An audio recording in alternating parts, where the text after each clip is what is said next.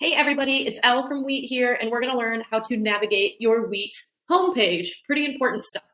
So first, you're going to notice you want to be aware of which workspace you are in. So everyone starts with one workspace, their personal space, and you can add as many as you want. I have added a business one.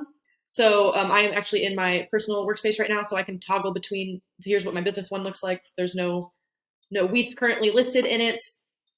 So let's see, down here, is going to be my channels that I've created. So whatever channels I want to make to help organize things for myself and for others are listed here.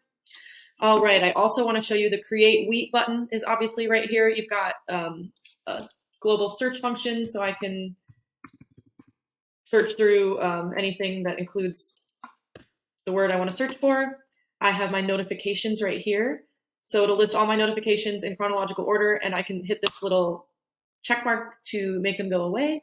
I've also got a menu right here. So let's go to account settings. Account settings, I can update my password, change some notification settings. I can also check out the latest product features and updates right here.